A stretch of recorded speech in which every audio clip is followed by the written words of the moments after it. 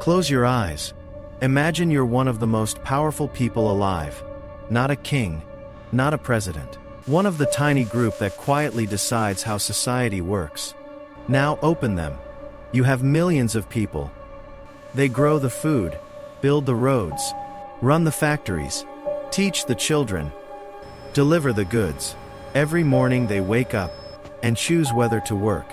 If they stop, your entire civilization stops. So how do you convince millions of people to spend most of their lives working? Not once, not occasionally. Every single day for 40 or 50 years. Someone eventually created a system so effective. People would work overtime, ignore their health, miss birthdays, go into debt, and never once think of themselves as slaves. But humanity didn't start there. The first answer was simple. Force. Pick up that stone. Build that wall.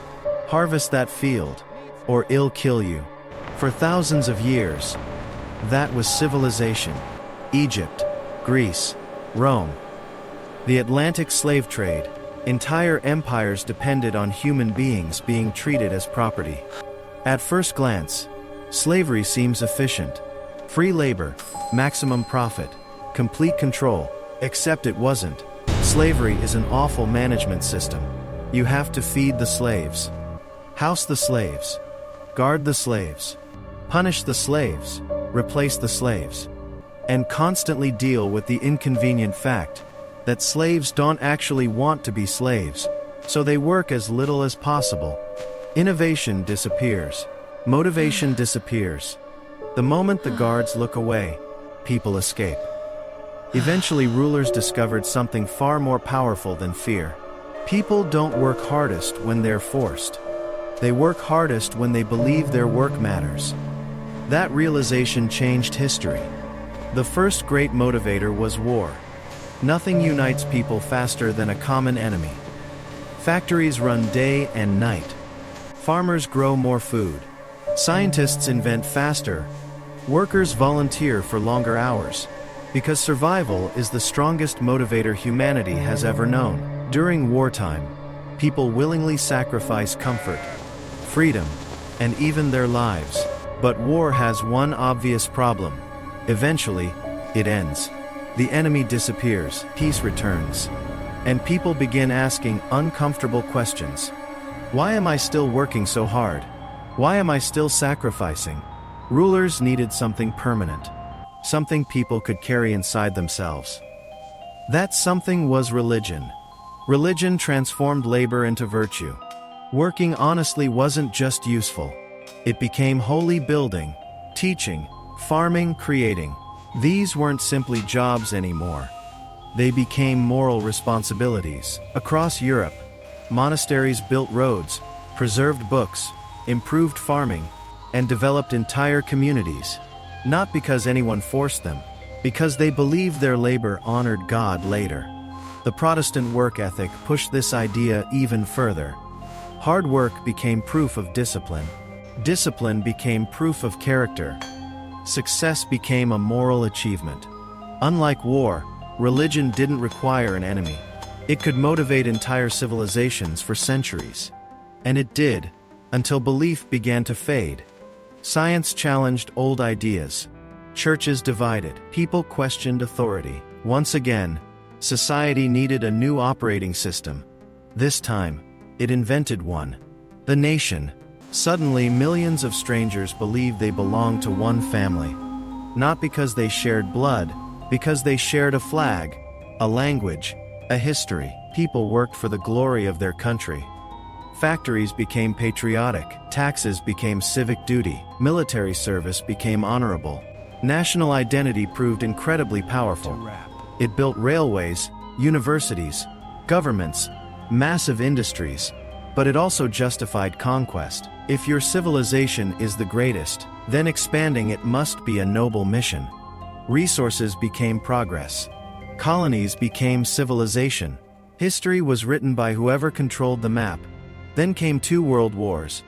Empires collapsed. Millions died. The old stories stopped convincing people. Humanity needed something even simpler. Money. Money ignored religion. ignored nationality, ignored language. Everybody understood it: work more, earn more, buy more, improve your life. Suddenly, the motivation wasn't for the king, or the nation, or heaven. It was for yourself, and it worked better than anyone imagined. Factories multiplied, cities exploded, railroads crossed continents, electricity transformed civilization. The Industrial Revolution became the greatest productivity boom in human history. Machines replaced muscle. Mass production replaced handcraft. Living standards rose. Technology advanced. Humanity became richer than ever before. But the system came with a price. Capital only wants more capital. If longer hours increase profits, people work longer. If cutting jobs boosts earnings, jobs disappear. If polluting a river makes shareholders richer, the river gets polluted. Growth becomes the only goal, then another pattern appears.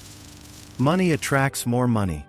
If you already own assets, they generate more assets. Investments create new investments. Eventually, wealth begins growing faster than labor. Over time, money concentrates, not because someone planned it, because that's how the system naturally works. Meanwhile, workers slowly become numbers, performance metrics, productivity charts, quarterly targets. One philosopher saw this happening before almost anyone else: Karl Marx.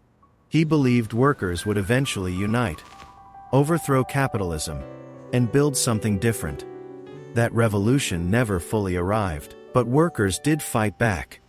Unions formed, strikes spread, governments introduced pensions, public education, healthcare, safer workplaces, and shorter working hours. For several decades after World War II, many families could own a home, raise children, and retire comfortably on a single income. For a brief moment, the deal felt fair. Work hard, live well. But that balance didn't last. The system evolved again. The promise quietly changed. Before, work hard and build a good life. Now, work hard and buy more things. Success was no longer measured by character. It was measured by consumption. Your house, your car, your phone, your clothes, your vacations. Your lifestyle became your identity. Consumerism solved a problem every previous system struggled with. Nobody had to force people anymore. People competed willingly. Buy a bigger house, a newer phone, a faster car, a better watch. History's greatest civilizations all asked the same question: how do you make people work? Fear answered first. War answered second. Religion answered third. National identity answered fourth. Money answered fifth. Consumerism may have answered it best, because the strongest prison is the one people happily build for themselves.